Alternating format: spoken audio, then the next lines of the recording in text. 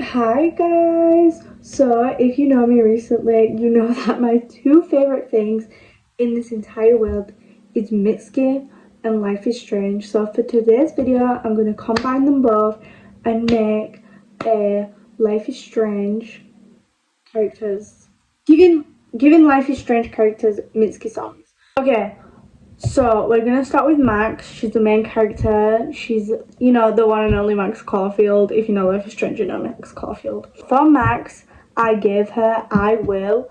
I Will is basically Mitski, like, repeating, like, the things, like, that lovers should do for each other. And she's, like, repeating it, like, I'll hold your hand, like, I will be brave for you, like, it's like all these things that Mitski wants to do for her significant other. Well, that's how I interpreted it. I think Mitski's was, she actually made it like that's what she wants to be told.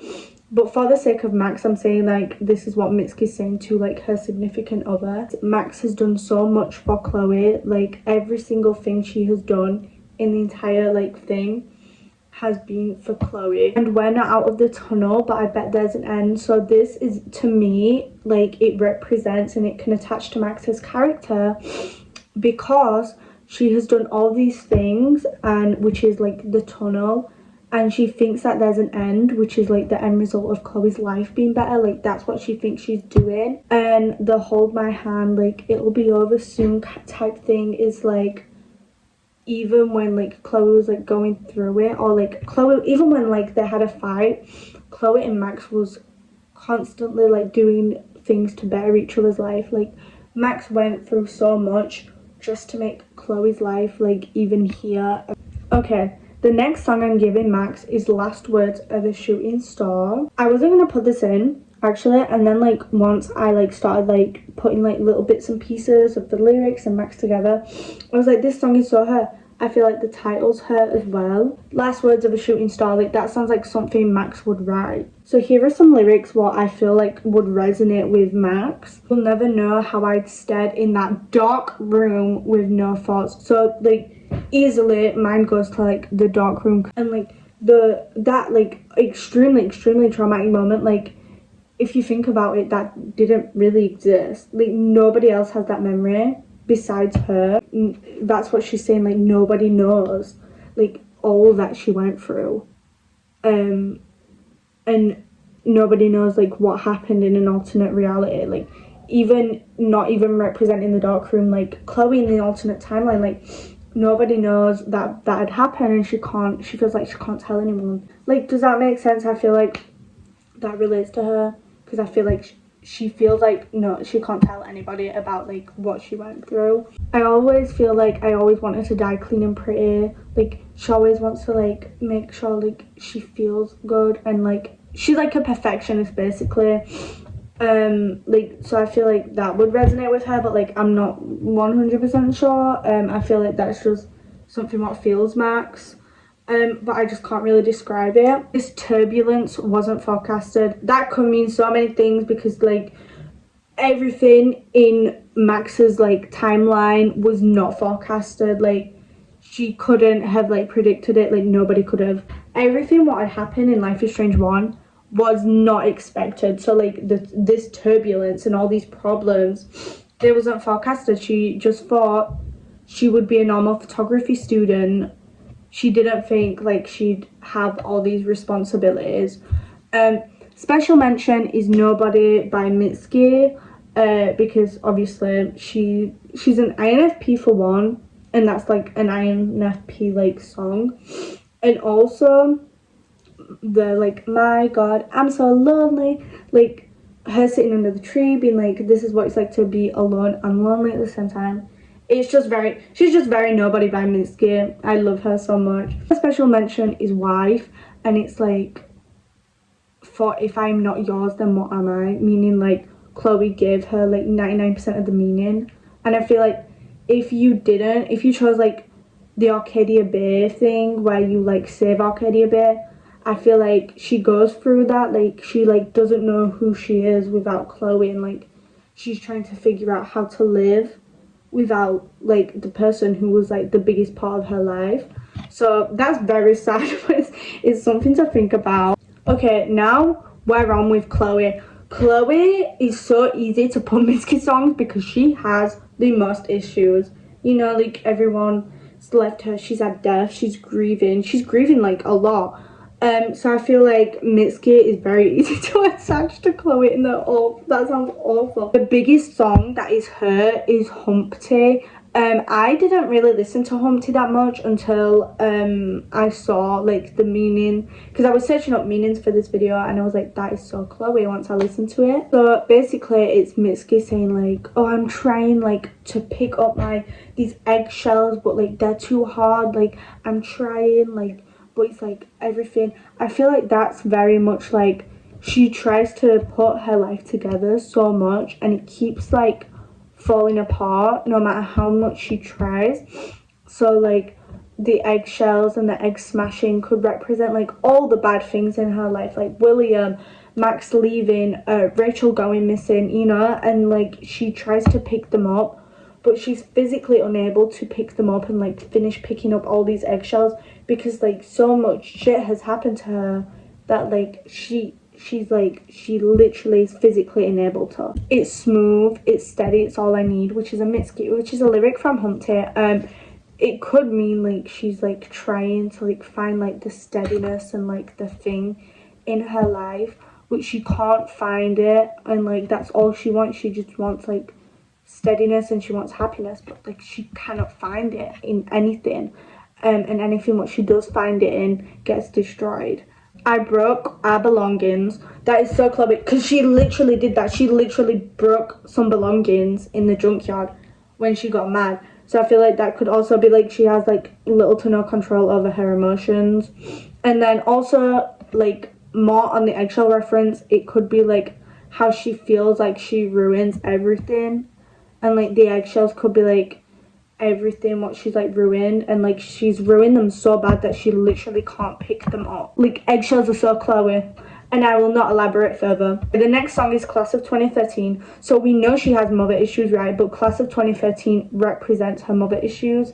The like, Mom, will you wash my back this month? It like, sorry, that was really bad.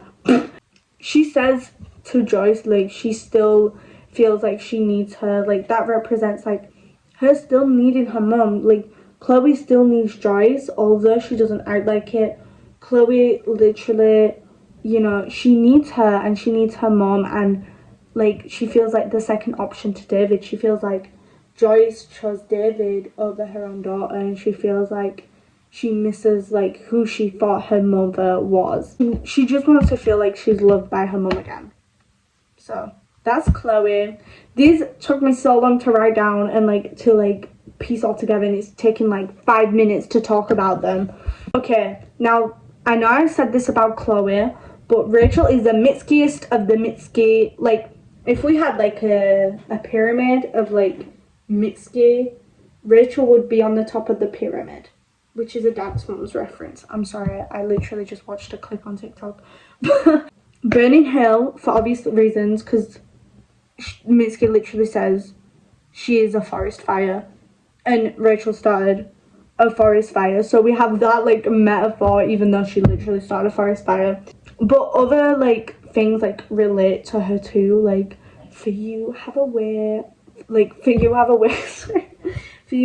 of like promising things, could mean like it could link up to her dad. Like her dad like promised her like this nice life, and like she feels lied to basically by her family. And I could at least be walk out and be seen as clean. Sorry, my mind. It could literally represent like, although Rachel is going through like all this shit in her life, she still maintains the reputation that she's like beautiful and like put together and like clean. So like no matter what Rachel is going through, like she looks amazing. Which brings me to Brand New City. Brand New City is also very her in the same sense of like she keeps the reputation of being pretty no matter what she's going through. You know, if I gave up on being pretty, I wouldn't know how to be alive. Maybe she feels like the pretty girl reputation is like all she has. I think my life is losing momentum is also a really good lyric what relates to her, because she has like had this amazing life for like I think like 16 years, and like it's lost momentum. So like she's going through all this shit after her life's been perfect for like the longest time. Like it's losing momentum. It's literally deteriorating, big word, in front of her. And also the song is called Brand New City, and it's like repeated, I should move to a brand new city. Like this song is like so her, because she literally just wants to move to a brand new city. Okay, Victoria is quite hard to like relate a Mitski song to, just because I feel like she's like so perfect. What song came to mind was Once More I See You. This gives very like Victoria in the party. Like she says like, Max, like you're one of the coolest people I know, like I'm jealous of you. So it's like basically the whole song relates to her because of like her need to upkeep like this reputation and be like the best of the best, you know, and if like someone doesn't fit that, she can't like associate herself with them. I'm editing Max. The Chasefield fucking shippers are gonna go wild for this song, but I'm gonna edit them to this song first because I feel like it's very fun. Even though I'm like not the biggest fan of Chasefield, I just feel like, you know, but I'm not getting into ship wars right now. If it's legal, I don't care.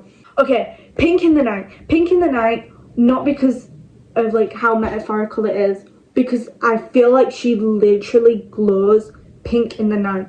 I feel like Victoria would be like one of those bitches to have like a charging case and like it's like bright pink. Have you ever seen like, oh my gosh, have you ever seen like Laguna's like shower thing? I forgot what you call it, and it like lights up in blue. I feel like Victoria would sleep in one of those with like all purple and pink. Anyways, back to the actual video. I could stare at your back all day. I feel like that means like nobody's truly like upfront and face to face with her. Like everyone she has, like they're basically mostly there for like their reputation. The song, just like every single song what I'm listing for Victoria is just like the big like she needs to like upkeep her reputation, but like her reputation is like destroying her mentally. And then also Pink in the Night has Try Again, and like we see how hard and how constant Victoria tries to do something. Like it could be, even if it's like the meanest thing, like how she like put poison in Rachel's tea. Like yeah, it was like stupid, but she constantly tries to better herself and make herself look best. It almost always fails. Like we've never seen like a Victoria plan like go fully right. Like heavy on the Mark Jefferson situation, like she tried to like help him, and although it was like borderline like flirting, like she tried to get her spot and secure her spot on the photography thing, but Jefferson was a fucking weirdo, so that failed. Now we're gonna go on Kate. So I feel like I Bet on Losing Dogs. I feel like the whole like the sound of the song and like the music and the way it is just very Kate. I feel like it's like just like a slow, nice, pretty song. And also heavy on the lyric, I always want you when I'm finally fine, because we see that she pushes Max away. She pushes the people who like care about her the most. She pushes them away, but when she gets better and when she's in a better headspace, she's much more like nice to them, and she's much more like, you know, she likes them. Why Didn't You Stop Me? I feel like Why Didn't You Stop Me could mean the same for I Bet on Losing Dogs. Like, you know, like I always want you when I'm finally fine, but I feel like it can relate to her in the sense like, although she pushed people away who she really wanted to like thing, like she wanted them to push back and be like, no Kate, like you have meaning, and she wanted them to like talk, and she like wanted help, but she felt like too much of like a burden to ask for it. So I feel like that's it. Like I feel like although like she pushes people away, like she wanted them to push back in a sense. Now next we're gonna go on to Nathan. I only found one song for him because I feel like every song can mean Nathan, because he is like so, you know, he's basically just like a Mitski song. If it was like a bad, well, no Mitski songs are bad, but like he's a bad person. Does that make sense? But I feel like he's a Mitski song. For him, I chose First Love / Late Spring. I feel like this song is just like very him. Like this whole song, you could listen to it and think Nathan Prescott. Lately, I've been crying like a tall child. Could like suggest like he has like no control over his emotions, and like he's literally acting like a tall child with like his emotional outbursts and like how often he does them. Like he's literally been acting like a tall child. Like he acts childish in the sense like he doesn't have a grip on his emotions, and he's trying to, but like he can't. And because of like toxic masculinity, because he's meant to be like a man, he feels like he can't let them out in a healthy way. Like he has to be like kicky and punching, rah. Like I feel like he's too proud to ask for help, like most men, but he desperately needs it because he has no control over his emotions. One word from you and I will jump off this ledge I'm on could literally be so Nathan, because he gets so easily influenced that like one word from someone who gives him like the slightest validation and praise, like he would literally do anything. We see this with Jefferson. He feels like Jefferson has a close connection to him, so he feels like, you know, he would do anything for him. Like he did anything for him. Like look at what he did for Rachel and to Chloe, like for Jefferson and for praise. Like please don't say you love me. See with Samantha, he literally is, he doesn't have a grip on his emotions. He doesn't know how to handle the idea that someone could like him. He doesn't want a relationship. I don't want to go home yet. Literally, I'm telling you, every single lyric reminds me of him. He literally doesn't want to go home yet. Like he can't. He feels he has an awful home life, so he obviously doesn't want to go home. I feel like that lyric is very self-explanatory. Anyways, so that is it for this video. If you want a part 2, please let me know, because I've had so much fun like putting like everyone in like a certain Mitski song. I feel like it makes them understood really a lot better. If you're here from my TikTok, thank you so much for watching. And also, if you're not here from my TikTok, go watch it, because I think I'm gonna make an edit to every single person to this song. So yeah, watch out for those edits. Obviously, thank you so much to Mitski, because she is just an incredible songwriter. I will see you all in the next video. Listen to Mitski. Bye.